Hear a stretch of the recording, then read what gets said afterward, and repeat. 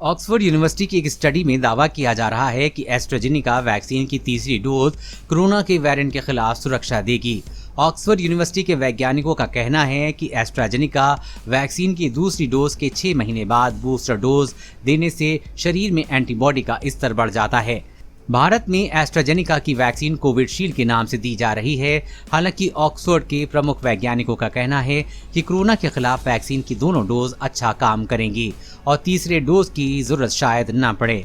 Study के अनुसार AstraZeneca या फाइजर की 2 डोज डेल्टा वेरिएंट से अस्पताल में भर्ती होने की संभावना 96% तक कम करती है।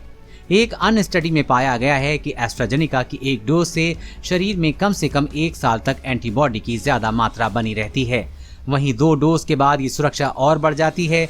इस नई स्टडी के नतीजे एक लैब टेस्ट से आए हैं जिनमें 90 वॉलंटियर्स ने भाग लिया था। इन सभी की उम्र 40 साल के आसपास थी। इन सभी ने ऑक्सफोर्ड वैक्सीन की तीसरी डोज ली थी। इसके बाद एंटीबॉडी का स्तर जांचने के लिए इनका ब्लड सैंपल लिया गया। शोधकर्ताओं ने पाया कि दूसरी डोज की तुलना में तीसरी डोज के बाद न्यूट्रलाइजिंग एंटीबॉडी में काफी वृद्धि हुई है। ऑक्सफोर्ड में जेनर इंस्टीट्यूट में एसोसिएट प्रोफेसर और स्टडी के प्रमुख वरिष्ठ लेखक टेरेसा लैम्बे ने कहा है कि बहुत उत्साहजनक खबर है। अगर हमें लगता है कि तीसरे डोज की जरूरत पड़ने वाली है। हालांकि प्रोफेसर सर एंड्रयूज पोलार्ड का कहना है कि अभी ये स्पष्ट रूप से नहीं कहा जा सकता कि वास्तविक दुनिया में एंटीबॉडी का स्तर किस तरह से सुरक्षा देगा।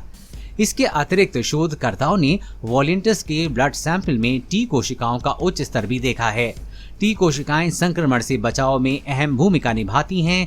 प्रोफेसर पोलार्ड ने कहा कि अगर दक्षिण अफ्रीका का बीटा वेरिएंट यूके में शुरू होता है तो बूस्टर शॉट का इस्तेमाल किया जा सकता है। प्रोफेसर पोलार्ड ने डेली मेल को बताया कि नए ट्रायल इसलिए जरूरी हैं क्योंकि हम जानते हैं कि बीटा वेरिएंट एक ऐसा वेरिएंट है जो वैक्सीन इम्यूनिटी से बचने में माहिर है। इसलिए समस्या बनने से पहले एक नई वैक्सीन बनाने का विचार अच्छा है जो इससे निपटने में सक्षम हो। हालांकि प्रोफेसर पोलार्ड ने कहा कि अब लोगों की तीसरी डोज देने का बहुत कम जरूरत है क्योंकि वैक्सीन की डबल डोज पहले से डेल्टा और अल्फा वेरिएंट के खिलाफ अच्छा काम कर रही है। उन्होंने कहा ऐसा समय यूके में ज्यादा सुरक्षा के लिए वैक्सीन की तीसरी डोज देना फिलहाल स्वीकार नहीं है। जहां कई जगहों पर अभी वैक्सीन की पहली डोज भी नहीं लगी है। हमें दूसरे देशों की तरह सुरक्षा भी सुनिश्चित करनी चाहिए। प्रोफेसर पोलार्ड ने कहा कि कोरोना की दोनों वैक्सीन पहले से ही वायरस के वेरिएंट के खिलाफ अच्छी सुरक्षा देती हैं, भले ही ये वायरस के वास्तविक म्यूटेशन से बचने के हिसाब से बनाई गई हों। प्रोफेसर लैम्बे का कहना है कि अभी ये नहीं कहा जा सकता कि इम्यूनिटी कम होने पर बूस्टर शॉट की जरूरत होगी या नहीं। कोरोना वायरस और कोरोना वैक्सीन से जुड़ी हर अपडेट पाने के लिए चैनल को सब्सक्राइब करें।